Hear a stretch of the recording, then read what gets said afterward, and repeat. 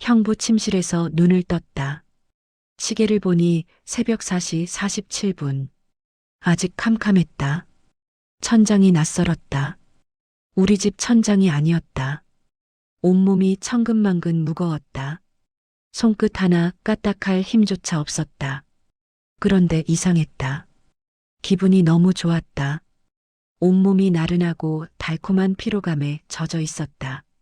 마치 아주 행복하고 긴 꿈을 꾼 뒤처럼. 숨을 깊게 들이쉬었다. 그러다 옆에서 규칙적인 숨소리가 들렸다. 고개를 살짝 돌렸다. 형부였다. 강태준 형부. 53살의 내 형부가 내 바로 옆에서 자고 있었다. 이불은 한 장. 우리는 아무것도 걸치지 않은 채였다. 순간 숨이 멎는 줄 알았다. 이게 뭐야? 내가 왜 형부 옆에 기억이 천천히 되돌아왔다. 어젯밤 일. 아, 진짜로 우리가 이불을 살짝 들쳐봤다. 아무것도 입고 있지 않았다. 심장이 미친 듯이 뛰었다. 꿈이 아니었다. 진짜였다. 형부와 내가, 언니 남편과 내가 언니는 지금 서울 아산병원 중환자실 옆 회복실에 있다. 난소낭종 제거 수술 후. 나는 최유라, 46살 과부. 5년 전 남편이 부산 출장 가다 고속도로에서 트럭에 받쳐 죽었다. 병원에 도착했을 땐 이미 뇌사 상태였다. 그날 이후로 5년 동안 남자 품에 안겨본 적이 없다. 그런데 어젯밤 언니 남편과 잤다. 미친 짓이다. 이건 배신이다. 그래도 이상하게 후회가 없었다. 왜냐하면 형부가 상상을 초월했기 때문이다. 언니가 예전에 농담처럼 했던 말이 떠올랐다. 태준이는 하루에 5번도 걷드네. 나 진짜 죽을 뻔했어. 그땐 웃어넘겼다. 53살에 그게 가능할 리 없다고 생각했다. 그런데 사실이었다. 지칠 줄 몰랐다.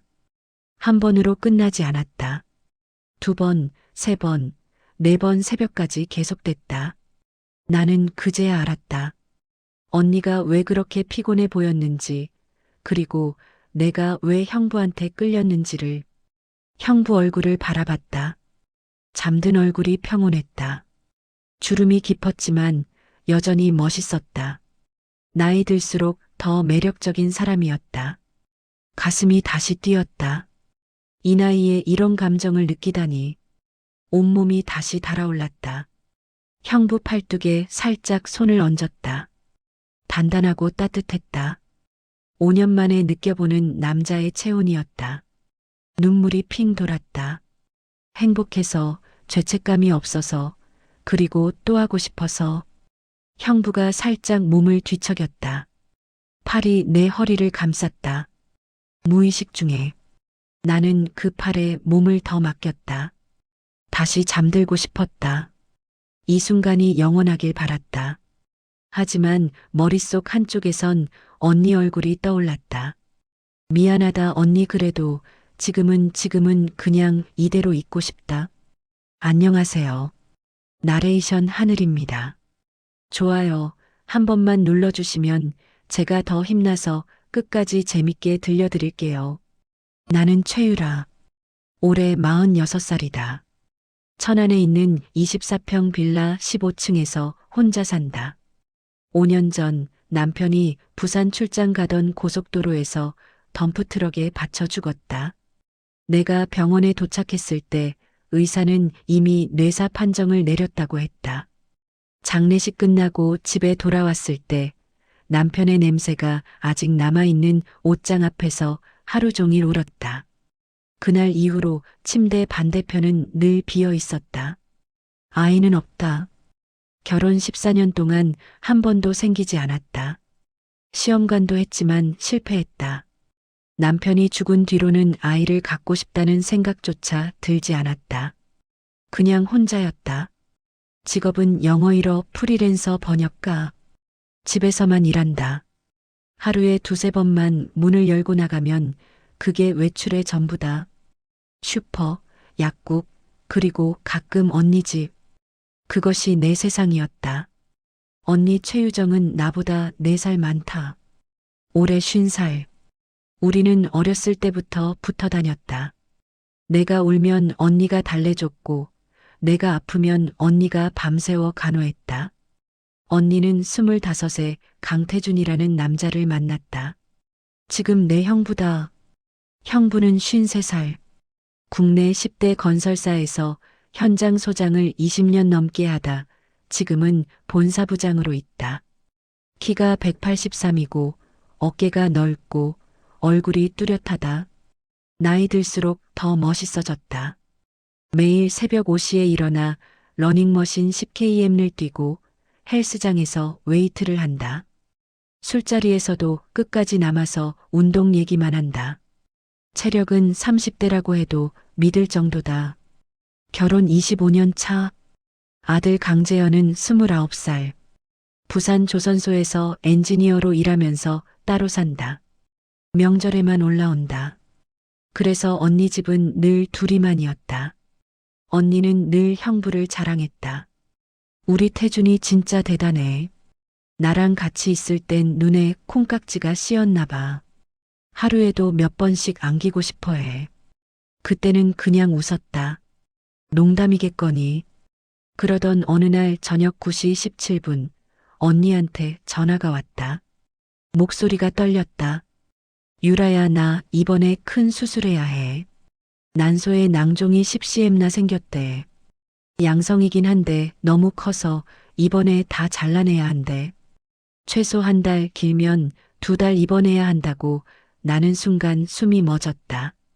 언니 괜찮아? 다행히 암은 아니래. 근데 태준이가 혼자 있으면 걱정돼.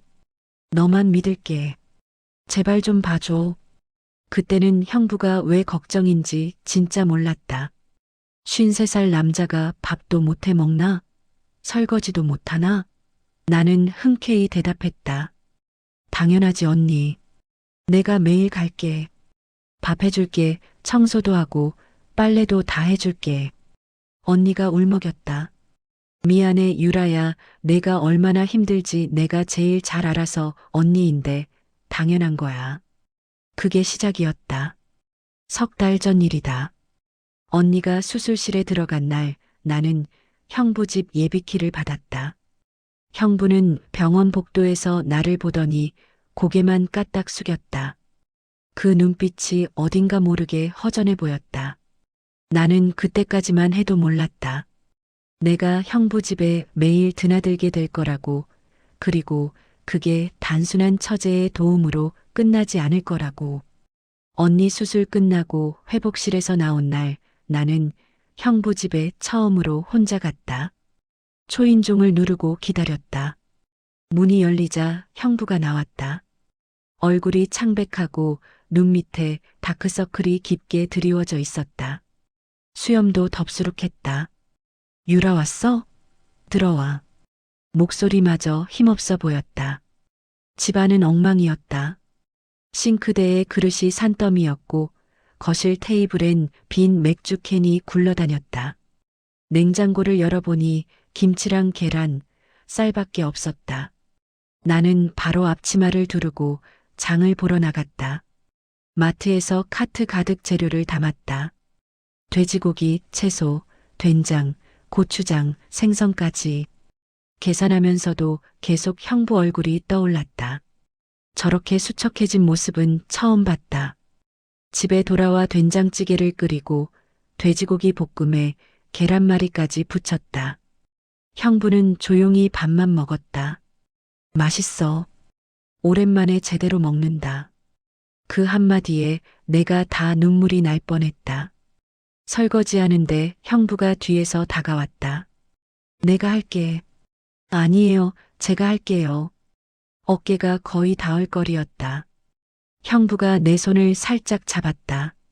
물에 젖은 손이었다. 차가웠다. 그런데 형부 손은 뜨거웠다. 심장이 쿵 내려앉았다. 유라야, 정말 고마워. 너 없었으면 나 어떻겠을까. 손을 빼려다가 빼지 못했다. 아니, 빼고 싶지 않았다. 한참을 그렇게 서 있었다. 싱크대에서 물 떨어지는 소리만 또르륵 또르륵 들렸다. 형부가 먼저 손을 놓았다. 미안하다. 내가 정신이 없어서. 괜찮아요, 형부. 목소리가 떨렸다. 집에 돌아와서 잠을 못 잤다. 형부 손의 온기가 계속 느껴졌다. 손등에 닿았던 그 따뜻함. 5년 만에 느껴보는 남자의 체온이었다. 베개를 끌어안고 몸을 웅크렸다. 미친 거 아니야, 최유라. 언니 남편인데. 그런데도 자꾸 떠올랐다. 형부의 눈빛, 목소리, 손. 그날 밤 11시 42분 언니한테 전화가 왔다. 목소리가 작고 떨렸다. 유라야, 오늘 태준이 어땠어? 잘 드셨어요. 제가 밥 해드렸어요. 다행이다. 잠깐 침묵이 흘렀다. 그러더니 언니가 거의 속삭이듯 말했다. 유라야, 태준이는 욕구가 좀 많은 편이야. 젊을 때부터 그랬고 지금도 그래. 하루에 5번도 원할 때가 있어. 내가 아파서 제대로 못 해줘서 미안해서 미치겠어. 그러니까 잘 챙겨줘. 밥만 챙기는 게 아니라 알지? 나는 순간 숨이 멎었다. 언니 무슨 말이야? 말 그대로야. 태준이 체력은 진짜 장난 아니야. 나도 힘들어서 몇 번 싸운 적 있어. 그러니까 너라도 미안해, 유라야. 내가 너무했다. 전화가 끊겼다. 나는 핸드폰을 내려놓고 한참을 멍하니 있었다. 하루에 5번? 53살에? 그게 가능한 얘기인가? 그런데 이상하게 그 말이 머릿속을 떠나지 않았다. 형부의 굶주린 눈빛이 이해되기 시작했다. 그 후로 나는 거의 매일 형부 집에 갔다.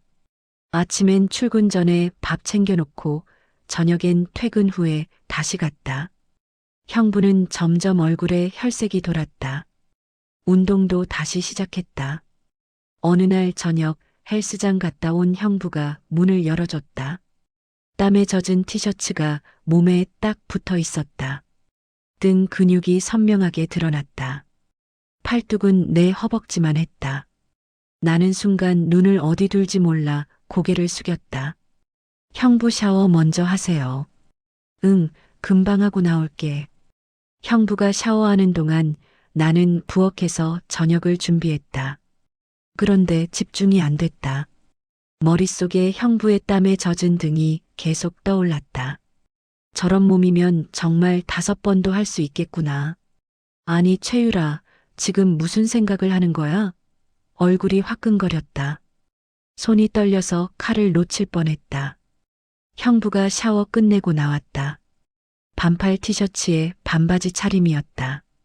근육이 다 비쳤다. 같이 밥을 먹는데 형부가 갑자기 물었다. 유라야, 너는 왜 혼자야? 재혼 생각은 없어? 젓가락을 멈췄다. 글쎄요, 아직은. 젊은데 외롭지 않아? 조금 외롭죠. 형부가 한숨을 쉬었다. 나도 요즘 너무 외로워. 유정이 입원하고 나서 눈이 마주쳤다. 그 눈빛이 뜨거웠다. 형부가 내 손을 잡았다. 이번엔 더 세게. 5년 만에 느껴보는 남자 손이었다. 심장이 터질 것 같았다. 형부 미안해, 유라야. 내가 자꾸 손을 놓았지만 그 떨림은 쉽게 가시지 않았다. 그날 이후로 공기가 달라졌다. 형부 집에 갈 때마다 가슴이 두근거렸다. 단순한 처제의 마음이 아니었다. 나도 형부도 알고 있었다. 다만 아무도 먼저 말하지 않았다. 아직은. 그날은 금요일 저녁이었다. 회사 일이 일찍 끝나서 평소보다 1시간 먼저 형부 집으로 갔다. 비밀번호를 알고 있었기 때문에 띵동 누르지 않고 바로 열쇠를 돌렸다. 형부 나왔어요. 대답이 없었다. 거실은 어두웠고 부엌에도 불이 꺼져 있었다. 형부? 침실 쪽에서 아주 작은 소리가 들렸다. 문이 살짝 열려 있었다. 나는 별 생각 없이 다가갔다. 손잡이를 잡고 문을 밀었다. 그 순간 세상이 멈췄다. 형부가 침대에 앉아 있었다. 상의를 벗은 채 한 손으로는 핸드폰을 들고 있었고 다른 손은 바지 안으로 들어가 있었다. 숨소리가 거칠었다. 화면에 비친 영상은 선명했다. 형부는 나를 보지 못했다. 아니, 봤는데도 멈추지 못했다. 3초, 5초 그 짧은 순간이 영원처럼 느껴졌다. 나는 소리를 지르려다가 입을 틀어막았다. 발소리도 내지 않고 뒤로 물러났다. 거실로 뛰쳐나와 소파에 주저앉았다. 심장이 터질 듯이 뛰었다. 눈앞이 하얘졌다. 10분쯤 지났을까? 침실 문이 열리는 소리가 났다. 형부가 나왔다. 얼굴이 새빨갛게 달아올라 있었다. 눈이 피하고 목소리가 갈라졌다. 유라야, 너 언제 왔어? 나는 아무 말도 못했다. 눈을 어디 둘지 몰랐다. 형부가 머리를 쥐어뜯었다. 미안하다, 내가 미쳤나 봐. 보여줄 게 아니었는데. 그러더니 갑자기 무릎을 꿇었다. 53살의 건장한 남자가 내 앞에서 무릎을 꿇고 울먹였다. 한 달 반째야 아무것도 못했어. 매일 밤 혼자서 미칠 것 같았어. 유정이 아파서 나 때문에 더 아프다고 해서 참고 참았는데 이제는 진짜 한계야. 눈물이 뚝뚝 떨어졌다. 그 눈물을 보는데 내 가슴이 찢어졌다. 형부가 불쌍했다. 아니, 우리 둘이 불쌍했다. 나는 천천히 일어났다. 다리가 후들거렸다. 형부 앞에 무릎을 꿇고 앉았다. 그리고 형부의 두 손을 잡았다. 떨리고 있었다. 형부가 고개를 들었다. 눈이 붉게 충혈되어 있었다. 힘드시면 말해요. 제가 도와드릴게요. 나도 모르게 나온 말이었다. 말하고 나서야 깨달았다. 이건 건널 수 없는 선이었다. 그런데도 입이 다시 열렸다. 형부, 나도 외로워요. 5년 동안 아무도 안 왔어요. 형부만이라도 괜찮아요.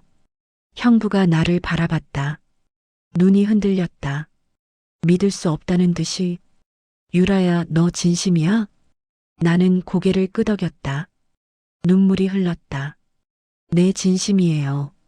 형부가 천천히 일어났다. 그리고 나를 끌어안았다. 단단하고 뜨거운 품이었다.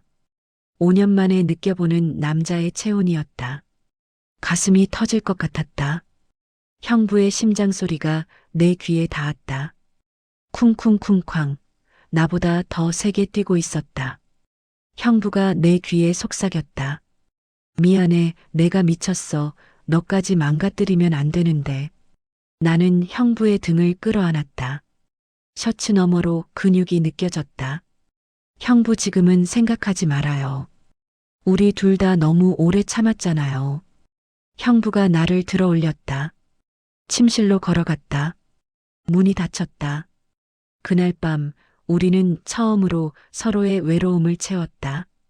아니, 채우려 했다. 그리고 그게 시작이었다. 다시는 되돌릴 수 없는 시작. 형부가 나를 침실로 데려갔다. 불은 꺼져 있었지만 창밖 가로등 불빛이 희미하게 들어왔다. 형부가 나를 침대에 살살 내려놓았다. 그러고는 내 눈을 똑바로 바라봤다. 유라야, 진짜 괜찮아? 지금이라도 멈출 수 있어. 목소리가 떨렸다. 나는 고개를 저었다. 눈물이 흘렀다. 형부, 나 무서워요. 근데 더 하고 싶어요. 5년 만이에요, 제발. 형부가 천천히 내 얼굴을 쓰다듬었다. 거친 손바닥이 볼을 스쳤다. 그리고 입술을 가져왔다. 처음엔 살짝 닿기만 했다. 떨렸다. 둘 다. 5년 만에 하는 키스였다. 형부 입술이 내 입술을 덮었다. 따뜻하고 부드러웠다. 그러다 혀가 들어왔다. 전율이 온몸을 관통했다. 숨이 막혔다. 형부가 키스를 멈추고 내 이마에 입을 맞췄다. 천천히 할게, 내 속도에 맞출게. 형부 손이 내 목덜미를 타고 내려왔다. 블라우스 단추를 하나씩 풀었다. 떨리는 손이었다. 셔츠가 벗겨졌다. 브래지어 후크를 풀 때 형부 숨소리가 더 거칠어졌다. 예쁘다 유라야 정말 예뻐. 나는 얼굴을 돌렸다. 부끄러웠다. 46살 몸이 이렇게 떨릴 줄 몰랐다. 형부가 브래지어를 벗기고 가슴을 어루만졌다. 손바닥이 뜨거웠다. 젖꼭지를 살짝 꼬집었다. 아, 나도 모르게 소리가 났다. 형부가 놀라며 멈췄다. 아파? 아니에요, 좋아요, 계속해요. 형부가 바지를 벗겼다. 팬티까지. 나는 알몸이 됐다. 형부도 옷을 다 벗었다. 형부 몸이 내 위로 올라왔다. 근육이 단단했다. 53살이라고 믿기지 않았다. 형부가 내 다리 사이로 들어왔다. 천천히, 아주 천천히. 괜찮아? 네, 들어오세요. 들어오는 순간 눈물이 쏟아졌다. 5년 만에 느끼는 충만함이었다. 아프기도 했고 너무 좋기도 했다. 형부가 움직이기 시작했다. 처음엔 천천히, 나를 배려하면서, 그러다 점점 빨라졌다. 나는 형부 등을 핥히었다. 형부. 형부가 내 귀에 속삭였다.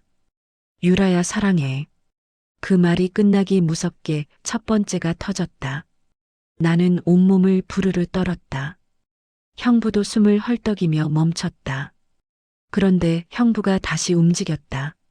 아직 안 끝났어. 미안한데 나 오늘. 나는 눈을 크게 떴다.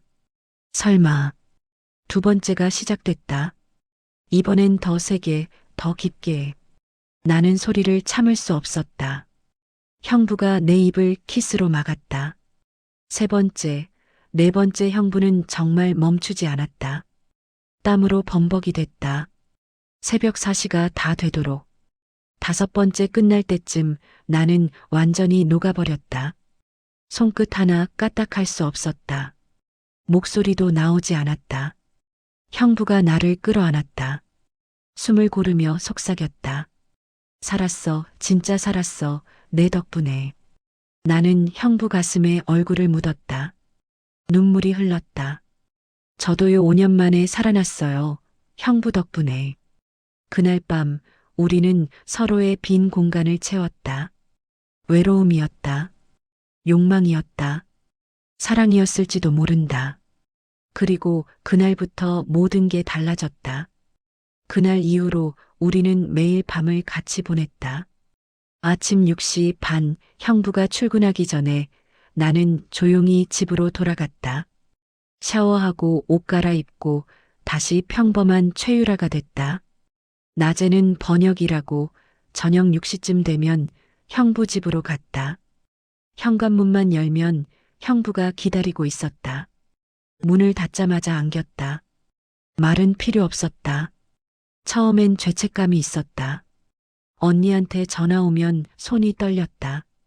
유라야, 태준이 잘 챙기고 있지? 응 언니, 걱정 마. 밥도 잘 먹고 운동도 다시 시작했어. 거짓말이 점점 자연스러워졌다. 형부는 더 대담해졌다.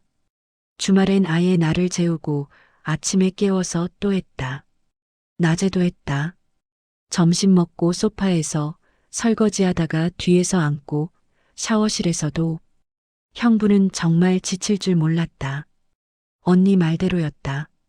아니, 그 이상이었다. 유라야 사랑해. 형부가 처음 그렇게 말한 날 나는 울었다. 나도 형부 없으면 안 될 것 같아. 그때부터 우리는 연인이었다. 금지된 연인. 그렇게 한 달이 지났다. 우리는 완벽한 이중 생활을 했다. 형부는 회사에서 더 열심히 일했고 나는 번역 마감도 더 빨리 끝냈다. 얼굴에 생기가 돌았다. 거울을 보면 내가 낯설 정도였다. 그런데 위험은 점점 가까워졌다. 먼저 옆집 아줌마였다. 어느 날 저녁 10시가 넘어 집에 가는데 엘리베이터에서 마주쳤다. 어머 유라 씨, 요즘 거의 매일 오시네. 밤늦게까지 있다 가고. 웃으면서 말했지만 눈이 웃고 있지 않았다. 언니 대신 집 좀 봐드리는 거예요. 아이고, 처제 참 착하다. 근데 조심해야지. 남자 혼자 사는 집에 자꾸 드나들면 소문나요. 심장이 철렁했다. 그날부터 밤 10시 전에 나왔다. 그 다음은 아들 재현이었다. 어느 토요일 오후 형부랑 소파에서 막 시작하려는 찰나였다. 형부가 내 블라우스를 벗기고 있었는데 현관에서 열쇠 소리가 났다. 아버지 나왔어요. 재현이었다. 부산에서 갑자기 올라왔다고 했다. 나는 번개같이 화장실로 뛰어들었다. 형부는 황급히 옷을 입고 나갔다. 야, 너 갑자기 웬일이야? 엄마 태어나면 같이 밥 먹으려고요. 이모도 오시라고 하셨는데. 나는 화장실에 숨어서 숨을 죽였다. 속옷이 바닥에 떨어져 있었다. 다행히 형부가 몰래 주워서 주머니에 넣었다. 그날 재현이는 밤 11시까지 있다 갔다. 나는 9시쯤 화장실 오래 쓰겠다고 핑계대고 베란다로 빠져나와 계단으로 내려갔다. 발이 후들거렸다. 그 사건 이후 우리는 규칙을 만들었다. 밤 10시 이후엔 절대 안 만난다. 주말엔 각자 집에 있다. 낮에도 조심해서 창문은 항상 커튼 친다. 그런데 그 규칙은 오래가지 못했다. 하루라도 안 보면 미칠 것 같았다. 형부는 퇴근길에 내 집으로 왔다. 내가 사는 빌라는 1층이라 담을 넘으면 된다며 농담했다. 실제로 넘었다. 밤 11시에 담 넘어와서 새벽 4시에 다시 넘어갔다. 나는 형부 집으로 낮에 갔다. 점심 먹고 바로 침실로 들어갔다. 유라야, 지금 해도 돼? 네, 빨리요. 우리는 중독됐다. 서로의 몸, 서로의 체온, 서로의 숨소리에. 형부가 내 귀에 속삭였다. 유정이가 퇴원하면 어떡하지? 나는 아무 말도 못했다. 그냥 더 세게 안았다. 이 행복이 끝난다는 생각만으로도 숨이 막혔다. 칠막이기 한글 2313자. 언니가 다음 주 금요일 퇴원이라고 한 게 7월 18일이었다. 우리는 그 주를 마지막 주로 정했다. 평소보다 더 미친 듯이 서로를 탐했다.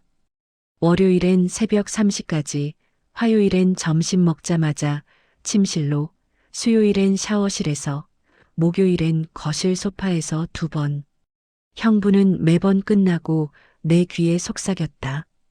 유라야, 이게 마지막이라 생각하니까 더 미치겠어. 나도 울었다. 나도요, 끝나도 계속하고 싶어요.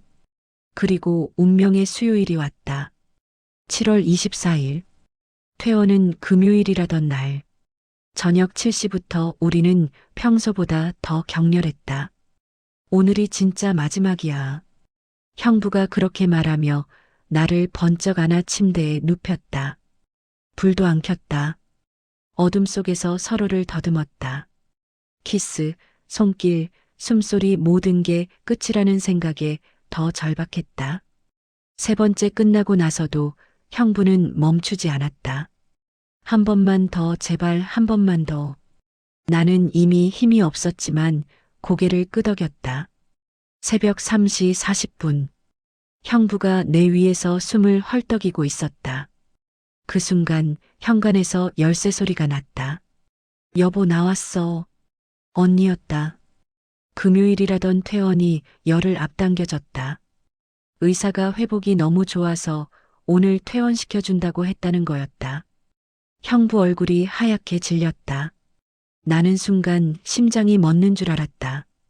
형부가 번개같이 나를 침대 밑으로 밀어 넣었다. 옷. 내 옷은 바닥에 널려 있었다. 브래지어, 팬티, 블라우스, 치마 전부. 형부가 재빨리 이불로 덮고 문으로 뛰어갔다. 나는 알몸으로 침대 밑에 기어 들어갔다. 먼지가 코를 찔렀다. 숨을 죽였다. 현관문이 열렸다. 여보, 깜짝이야. 왜 이렇게 일찍 왔어? 너무 보고 싶어서 일찍 퇴원했지. 의사 선생님이 괜찮다고 해서. 언니 목소리가 점점 가까워졌다. 근데 여보 땀 냄새 엄청 나네. 운동했어? 응, 좀 뛰었어. 답답해서. 침실 문이 열렸다. 나는 침대 밑에서 숨을 참았다. 심장이 터질 것 같았다. 이게 뭐야? 언니 목소리가 날카로워졌다. 바닥에 떨어진 내 브래지어였다. 하늘색 레이스. 이거 여자 속옷인데? 형부 목소리가 침착했다. 아, 유라 거야. 오늘 저녁하러 왔다가 간장 흘려서 빨래하려고 벗어놓은 거야. 내가 건조기에 넣으려고. 아, 유라가? 응, 요즘 거의 매일 와서 밥 해주고 갔어. 너 걱정 말라고. 우리 유라 진짜 고생 많네. 미안해서 어떡해. 나는 침대 밑에서 눈물이 났다. 거짓말이 너무 자연스러웠다. 언니가 화장실에 간다고 했다. 나는 그 틈을 타서 침대 밑에서 기어 나왔다. 형부가 속삭였다. 창문, 빨리. 침실 창문은 베란다로 연결돼 있었다. 3층. 나는 알몸으로 창문을 열었다. 밤 공기가 차가웠다. 형부가 내 옷을 던져줬다. 팬티만 겨우 걸치고 창틀에 올라갔다. 엉덩이가 창틀에 걸렸다. 빨리. 억지로 몸을 비틀어 빠져나갔다. 베란다 바닥에 떨어졌다. 무릎이 까졌다. 형부가 창문으로 손을 흔들었다. 조심해. 나는 옷을 주워들고 베란다 난간을 넘어 아래로 뛰어내렸다. 2층 화단이었다. 다행히 잔디. 옷을 대충 걸치고 무작정 뛰었다. 맨발로. 집에 도착해서야 울었다. 살았다. 진짜 살았다. 하지만 동시에 알았다. 이제 진짜 끝났다는 걸. 팔막이별과 여운 한글 2319자. 일주일 뒤 천안 호수공원 벤치. 저녁 8시 17분. 해가 지는 호수 위로 붉은 빛이 깔렸다. 형부가 먼저 와 있었다. 한 달 만에 보는 형부는 완전히 다른 사람 같았다. 뺨이 홀쭉해졌고 눈밑이 거뭇했다. 나도 그랬다. 거울 볼 때마다 놀랐다. 7kg이 빠졌다. 우리는 말없이 나란히 앉았다. 바람이 차가웠다. 9월 말이었다. 형부가 먼저 입을 열었다. 유라야, 잘 지냈어? 목소리가 갈라졌다. 나는 고개를 끄덕였다. 네, 형부는요? 형부는 아무 말도 못하고 고개만 숙였다. 한참 만에 다시 입을 열었다. 후회해? 나는 단호하게 대답했다. 아니요. 형부가 나를 봤다. 눈이 붉어졌다. 나도 안 해. 침묵이 길었다. 호수 위로 철새들이 날아갔다. 형부가 천천히 내 손을 잡았다. 그 손은 여전히 따뜻하고 거칠었다. 5년 만에 처음 느꼈던 그 온기였다. 나는 그 손을 꼭 잡았다. 울음이 터졌다. 형부, 우리 잘못한 거 맞죠? 맞아. 근데 난 그걸로 다시 살았어. 나도요, 5년 만에 여자라는 걸 느꼈어요. 형부가 내 손을 더 세게 잡았다. 유정이는 이제 완쾌했어. 어제도 같이 병원 갔다 왔어. 나는 고개를 끄덕였다. 다행이네요. 근데 나 매일 내 생각만 해. 잠도 못 자. 나도 그랬다. 매일 새벽 4시 47분이면 눈이 떠졌다. 형부 품이 그리워서 미칠 것 같았다. 형부가 한참 만에 입을 열었다. 유라야, 다음 생엔. 나는 눈물을 삼키며 대답했다. 다음 생엔 우리 둘 다 자유로운 몸으로 만나요.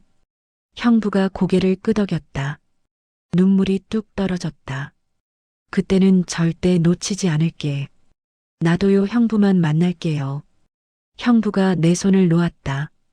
마지막이었다. 우리는 일어났다. 서로를 한 번 더 바라봤다.